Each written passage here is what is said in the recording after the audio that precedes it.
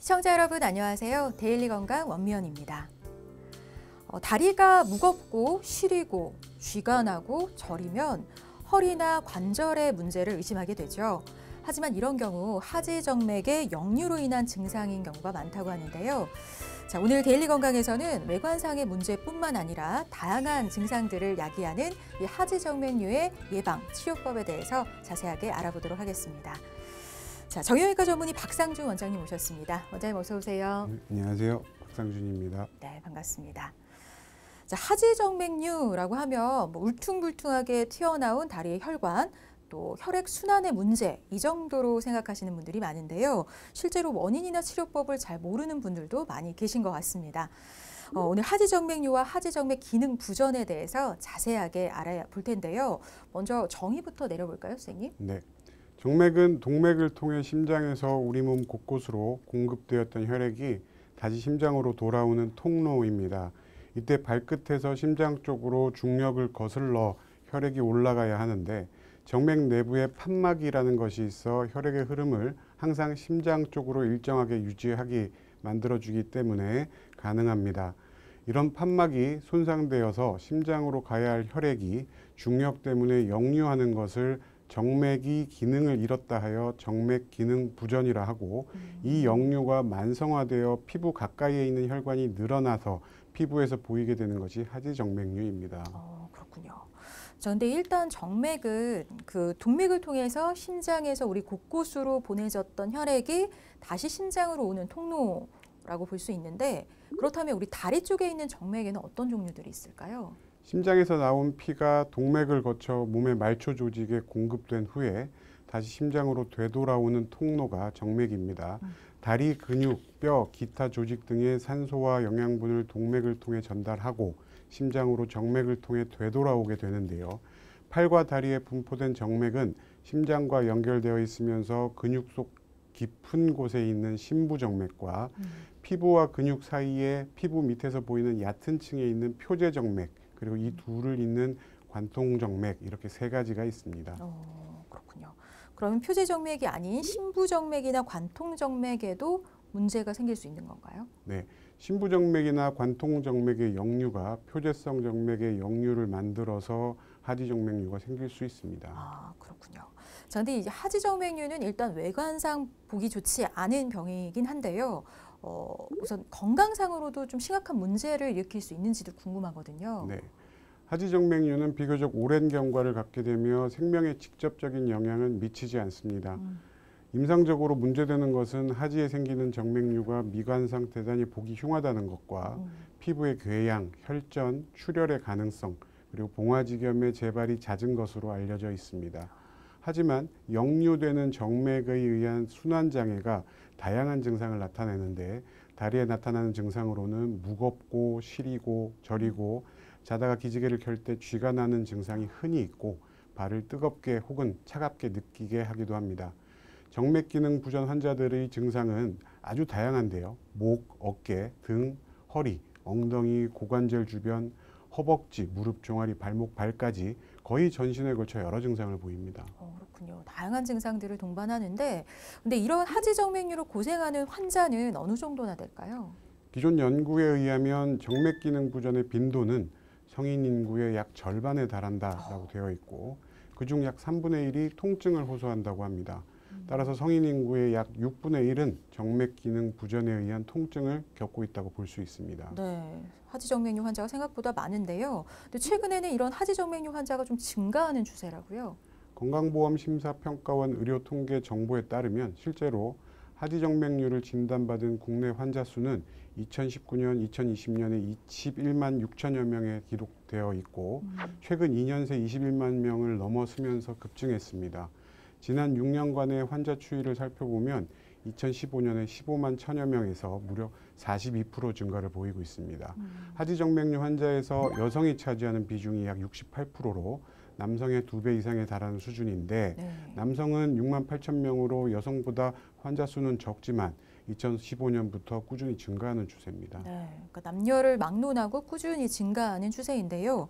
하지만 이런 하지정맥류라는 질환에 대해서 정확하게 인식하고 있는 경우는 좀 드물다고요? 그렇습니다.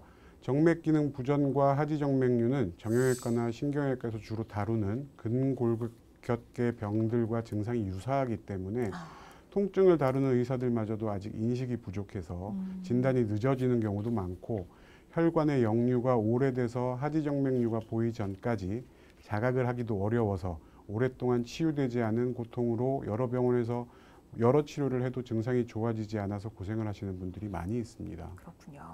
자, 그래서 이 하지정맥류에 대한 정확한 이해를 돕기 위해서 오늘 몇 가지 키워드를 좀 준비해봤습니다. 첫 번째 키워드 확인해보고 하지정맥류에 대한 이야기 이어가 보도록 할게요. 첫 번째 키워드입니다. 롱부츠. 하지정맥류와 롱부츠 어떻게 좀 연결을 지으면 될까요, 선생님? 겨울철 자주 신는 롱부츠가 하지정맥류에는 독이 되기 때문입니다. 패션에 관심이 많은 젊은 여성들이 하나쯤은 가지고 있는 게 바로 이 롱부츠인데, 네. 하지만 종아리를 꽉 조이는 롱부츠가 하지정맥류의 원인이 될 수 있어 각별히 주의해야 합니다. 그러니까 종아리를 꽉 조이는 게 하지정맥류의 원인이 될 수 있다는 거네요. 네, 그렇습니다. 정맥 피가 흐르는 길목을 누른다면 그 아랫부분은 피가 배출되지 못하여 더욱 부풀어집니다. 따라서 신체 일부분만 꽉 조이게 하는 부츠나 스키니 바지 등은 하지정맥류를 유발할 수 있습니다. 이 밖에 또 어떤 원인으로 하지정맥류가 발생할 수 있을까요? 일반적으로는 하지정맥류가 있는 가족력이 있거나 체중이 많이 나가거나 운동이 부족하거나 오랫동안 서 있거나 앉아 있는 직업을 가진 경우, 흡연 등이 하지정맥류의 위험을 증가시킨다고 알려져 있습니다. 네, 이런 요소들 잘 기억해 두시면 좋겠고요. 그리고 다른 혈관 질환과의 연관성도 알아보겠습니다. 다른 혈관 질환이 있다면 하지정맥류의 발생 가능성이 좀 높아질 수 있나요? 네, 가능성은 있습니다.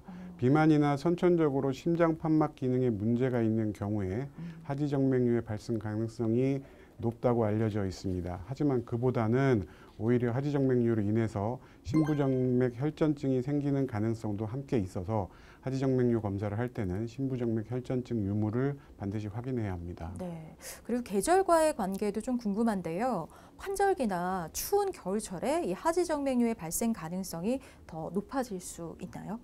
겨울에는 낮은 기온으로 혈관의 수축과 확장이 원활하지 않기 때문에 하지정맥류의 위험이 커질 수 있습니다. 따라서 각별한 주의가 필요합니다. 네. 특히 겨울철에 즐기는 반신욕이나 사우나, 찜질방은 다리에 쌓인 피로를 해소하고 부기를 일시적으로 혈액순환을 개선시키면서 좋아지게 하기는 하지만 장기적으로는 다리 정맥이 확장되고 뜨거운 열이 혈관을 변성시켜서 판막의 고장을 만들 수 있습니다. 네. 그리고 특히 이 하지정맥류가 좀 잘 생기는 사람들이 있다고 들었거든요. 직업병이라고 해야 할까요? 그러니까 하지정맥류가 잘 생기는 사람들 주로 어떤 직업을 갖고 계실까요? 네. 움직이지 않고 오래 서 있거나 가만히 앉아서 오래 생활을 하게 되는 경우, 무거운 물건을 많이 드는 경우, 또 나이가 많으신 분들에서 정맥의 판막이 망가지기 쉽습니다.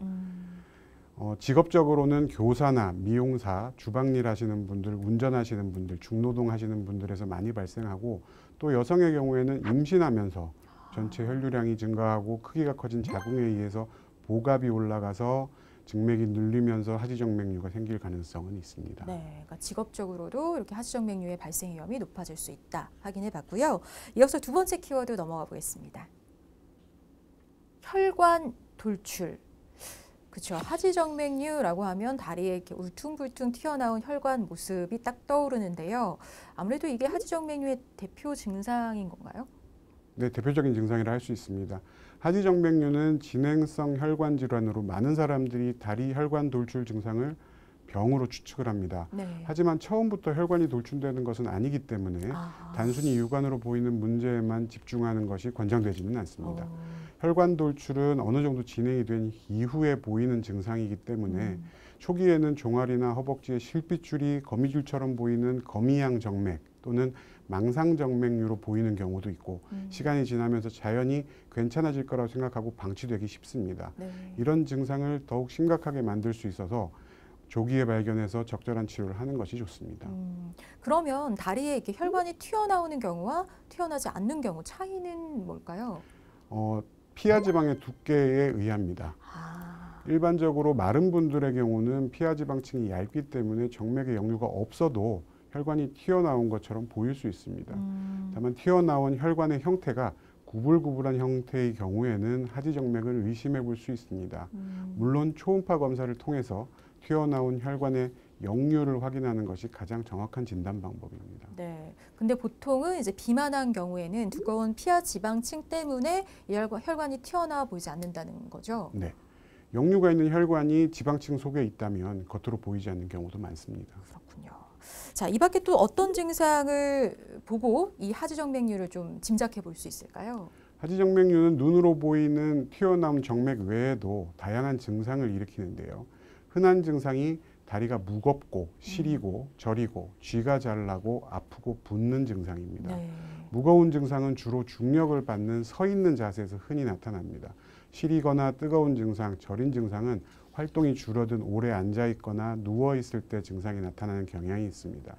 걷거나 움직이면 증상이 다소 호전되는 경우가 많고 초기에는 일시적으로 증상이 있다가 시간이 지나면서 종아리, 발목, 발이 하루 종일 시리고 저리고 뜨거운 이상 감각을 통증과 함께 호소하는 분들이 있습니다. 그렇군요. 자, 이번에는 그럼 하지정맥류 진단 기준도 살펴보겠습니다. 하지 부종이나 통증으로 이제 병원을 찾았다면 어떤 검사를 통해서 진단을 하게 될까요? 표재성 정맥의 진단에 있어서 도플러 초음파 검사가 매우 유용하게 사용됩니다. 환자를 검사대에 세워서 정맥에 중력을 가해질 수 있게 하고 검사 보조 의원이 검사하는 부위를 아래쪽으로 움켜쥐어서 초음파를 대고 있는 혈관에 혈액을 밀어 올린 뒤에 판막에 의해서 혈액이 잘 멈춰지는지를 확인하는 방법인데요.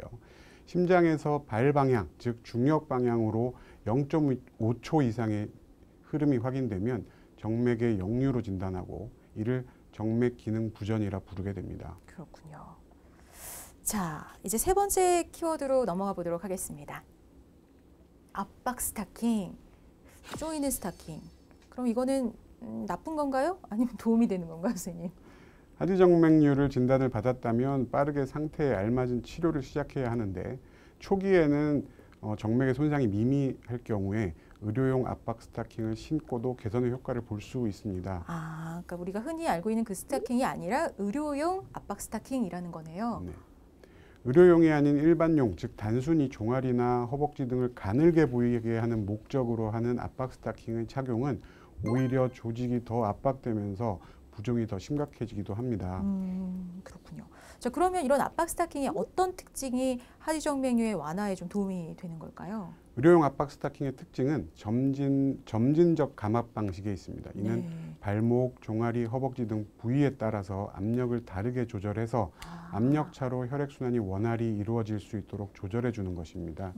심장에서 가장 거리가 먼 발목을 100으로 하여 무릎 아래는 70, 허벅지 위로는 40으로 해서 점차 약하게 조절해서 역류를 방지하고 정체되어 있는 혈액의 순환을 원활하게 만들어주는 것입니다. 그렇군요.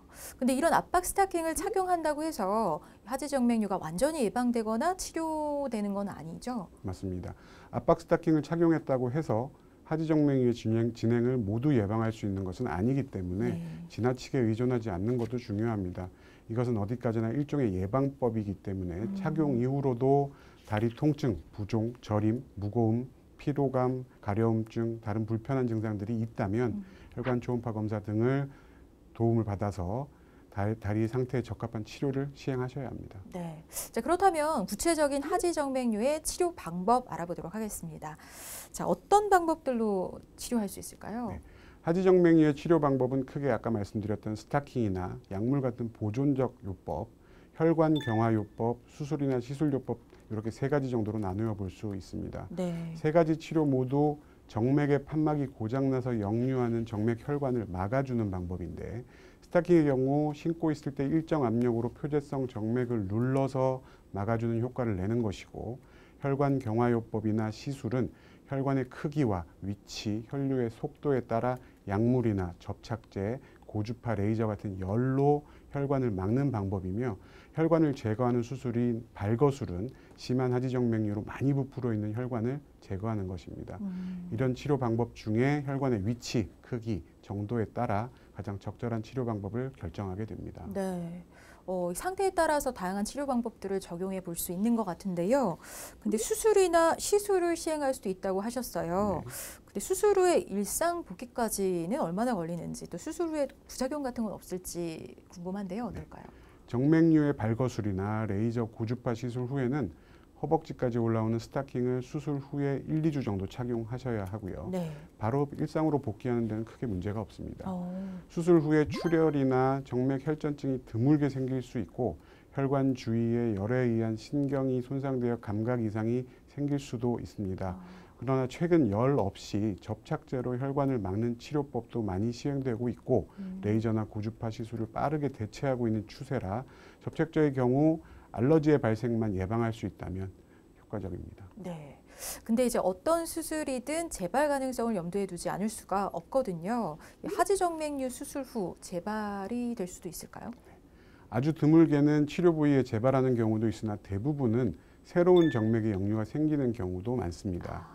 혈관의 경화요법의 경우에는 상대적으로는 재발률이 비교적 높다고 되어 있고 수술요법의 경우에는 재발률은 현저히 줄어듭니다.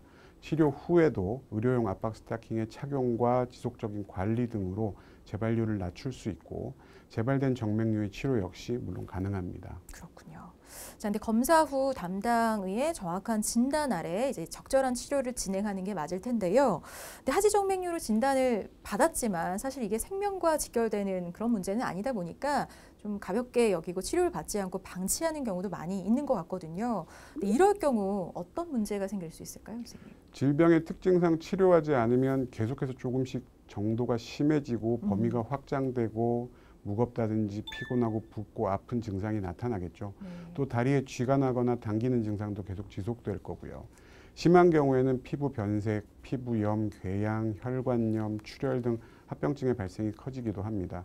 또한 진행이 될수록 더욱 막아야 될 혈관들이 많이 늘어나는 게 되기 때문에 초기에 진단돼서 혈관의 치료를 해서 건강한 혈관의 상태를 최대한 많이 유지하는 것이 중요하다 하겠습니다. 네, 그러니까 여러 가지 문제가 생길 수 있는데요. 이런 합병증을 막기 위해서는 진단 후에 상태에 맞는 치료 꼭 이루어져야겠습니다. 자, 이어서 네 번째 키워드 함께 보면서 이야기 이어가도록 하겠습니다. 까치발. 까치발, 이건 좋은 걸까요, 나쁜 걸까요, 선생님? 까치발은 정확하게 말하면 종아리 근육 수축 운동으로 혈액순환을 돕는 것이다. 하지정맥류 예방법의 하나이다 할 수 있겠습니다. 네. 까치발을 함으로써 발목을 위아래로 움직이게 되는데 이때 다리의 근육이 하지정맥을 피를 심장 쪽으로 올려보내는 데 도움을 줄 수 있습니다. 이게 어떻게 하는 건지 좀 간단하게 설명해 주실 수 있을까요? 발 뒤꿈치를 들었다 올렸다 내리는 동작을 반복하는 까치발 운동인데요. 네네. 선 자세에서 까치발을 들고 내리는 동작을 몇 초간 반복하게 되고 시간의 간격은 개인의 몸 상태에 따라 조절할 수 있습니다. 까치발 외에도 발목을 돌리거나 다리를 구부렸다 폈다, 스트레칭 등의 운동이 틈틈이 해주는 것이 좋습니다. 네. 가벼운 운동은 정맥의 순환을 도와서 혈관의 주변 근육을 튼튼하게 하며 하지정맥류 예방에 도움을 줍니다. 오래 서 있어야 하는 직업을 가진 이들이나 장기간 쪼그려 앉아 있는 하시는 분들 중간중간에 위와 같은 운동을 반복해 주는 것이 좋습니다. 네, 그러니까 뭐 짬짬이 요 까치발 해보시면서 하지정맥류 예방해 보시는 것도 좋겠습니다. 자, 이번에는 하지정맥류에 대한 상식을 퀴즈로 풀어보는 시간이죠. 데일리 건강 능력고사 시작해 보겠습니다. 원장님께서 문제 내주시면 제가 맞춰볼 텐데요. 첫 번째 문제 내주시죠. 하지정맥류는 서서히 진행되는 만큼 평소 습관과도 연관이 많은데요. 네. 이와 관련된 문제를 드리겠습니다. 혈액순환을 도와주는 족욕, 반신욕, 하지정맥류의 좋은 습관일까요? OX로 답하시면 됩니다. 그러니까 사실 하지정맥류가 이렇게 혈액순환의 문제이기도 하잖아요. 근데 족욕이나 반신욕이 혈액순환을 도와주고 그럼 당연히 하지정맥류의 좋은 습관일 것 같거든요. 정답 O로 하겠습니다. 아쉽게도 답은 X입니다. 아, 그래요? 네.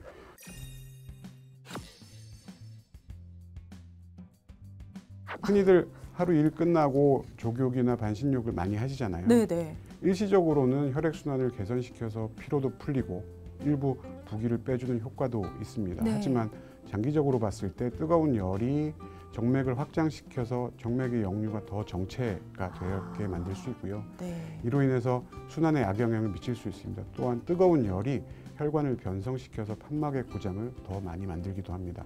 특히 하지정맥류로 진단이 되어 치료를 받고 계신 분들이라면 체온보다 높은 열을 가하는 족욕이나 반신욕은 병을 진행시키고 치료를 재발시킬 수 있는 가능성이 있기 때문에 피하시는 것이 좋습니다. 그렇군요. 그러니까 단순히 좋다고들 많이들 생각하셨을 텐데 뜨거운 열 주의하셔야 된다는 거 기억해 주시기 바랍니다.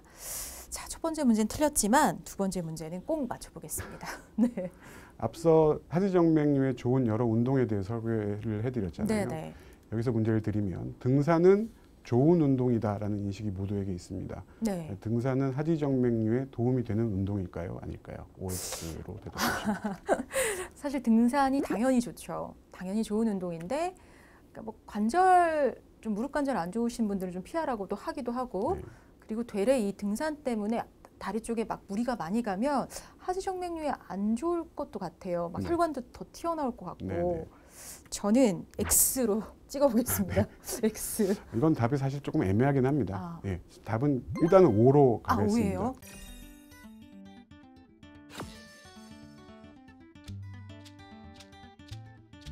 기본적으로 운동에 의해서 근력이 좋아지는 것은 하지정맥류의 발생 증상 개선에 반드시 효과가 있습니다. 네, 근력. 하지만 무리한 운동은 피하시는 게 좋습니다. 아, 적당한 운동이 가장 중요한데요. 네. 하지정맥류 환자들은 하지의 혈액순환이 원활하지 않은 상태이기 때문에 근육의 피로가 빠르게 오는 편이고 쉽게 쥐가 날 수 있어서 무리한 등산을 피하시는 게 좋습니다. 운동할 때 압박 스타킹을 착용하시고 가볍게 걷거나 뛰는 운동, 많이 높지 않은 산을 오르는 운동은 도움이 됩니다. 그렇군요. 그러니까 무리하지 않게 산책 정도로 등산 즐기시는 건 좋다 말씀해 주셨습니다. 자, 이렇게 해서 하지정맥류에 대한 상식들 퀴즈로 풀어봤는데요. 이제 마무리할 시간이 다 됐습니다. 마지막으로 이 하지정맥류 관련해서 꼭 당부하고 싶은 말씀 있으면 전해주시죠. 네. 허리나 무릎의 큰 수술을 결정하셔야 한다면 수술 전에 반드시 정맥 기능을 확인해서 정맥 기능 부전과 무릎, 고관절, 허리에서 시작된 통증을 구분해 주는 것이 좋겠습니다. 무릎의 퇴행성 관절염을 비롯한 문제가 있을 때 허리 디스크나 협착증이 있어서 요 하지정맥류 질환과의 증상이 다소 겹치는 부분들이 있기 때문에 고령의 환자의 경우 여러 질환이 동반되어 있는 경우가 많아서 면밀한 증상의 확인과 진찰, 검사가 필요합니다.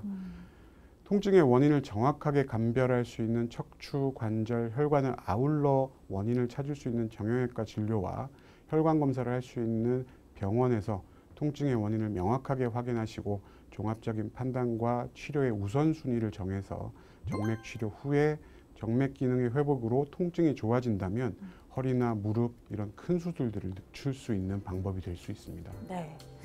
자, 오늘 하지정맥류에 대해서 자세히 알아봤는데요. 오늘 선생님께서 말씀해 주신 그런 올바른 건강한 습관들을 잘 지켜서 하지정맥류 예방에 도움을 받으시길 바랍니다.